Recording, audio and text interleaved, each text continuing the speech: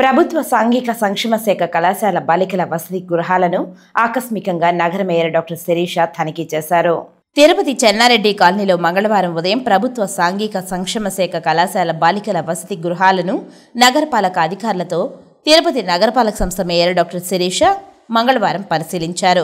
సోమవారం తిరుపతి నగరపాలక సంస్థ కార్యాలయంలో జరిగిన ప్రజా సమస్యల పరిష్కార వేదికలో వచ్చిన ఫిర్యాదులపై మంగళవారం ఉదయం చెన్నారెడ్డి కాలనీలో ఉన్న బాలికల వసతి గృహంలో బాత్రూంలు, త్రాగునీరు, వంటగది, ఆహార పదార్థాలను పరిశీలించారు.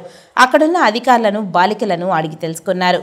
వార్డెన్ అధికారులు తెలియజేస్తూ వివిధ జిల్లాల నుంచి 120 మంది పైగా ఉన్న వసతి గృహాలలో ఉంటున్నారని, వీరికి నీరు సరిపోవడం లేదని, తెలుగంగ నీరు, త్రాగునీరు, బోరు ఏర్పాటు చేయాలని నగర మేయర్ని కోరడం జరిగిందని తెలిపారు.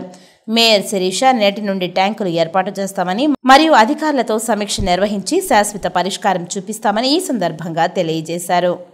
వెల్ఫేర్ హాస్టల్ నుంచి అక్కడ సిబ్బంది వచ్చి వాళ్ళకు డ్రింకింగ్ వాటర్ స్కేసిటీ ఉందని ఒక రిప్రజెంటేషన్ ఇవ్వడం జరిగింది.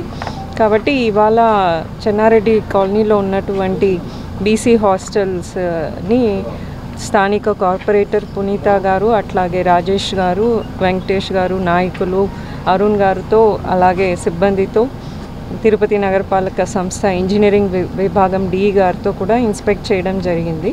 సో నిన్న ఆఫ్టర్నూనే డి గారు వచ్చి అక్కడ ఇన్స్పెక్షన్ చేసి ప్రస్తుతానికైతే ట్యాంకర్స్తో వాళ్ళకు నీటిని ఆల్రెడీ ఇవ్వడం జరుగుతూ ఉంది. కానీ అక్కడ ఉన్నటువంటి మోటార్ రిపేర్ కానీ ఇవన్నీ కూడా ఇంజనీరింగ్ ఎస్సీ గారితో మాట్లాడి, కమిషనర్ గారితో మాట్లాడి, ఎందుకంటే చాలా సుదూర ప్రాంతాల నుంచి బలహీన వర్గాలకు చెందిన ఆడపిల్లలు ఇక్కడ తిరుపతిలో వివిధ కళాశాలలో, స్కూళ్ళల్లో చదువుకోవడానికి చాలా పేద కుటుంబాల నుంచి ఇక్కడికి వచ్చారు. సో వాళ్ళకి మౌలిక సదుపాయాలు కల్పించాల్సిన బాధ్యత తిరుపతి నగరపాలక సంస్థ మీద ఎంతైనా ఉంది. కాబట్టి సో స్థానిక కార్పొరేటర్స్ అలాగే నాయకులతో ఇవాళ ఇన్స్పెక్ట్ చేయడం జరిగింది. సో వాళ్ళకి రాబోయే రోజుల్లో నీటి సమస్య లేకుండా తగిన పరిష్కారం చూస్తాం.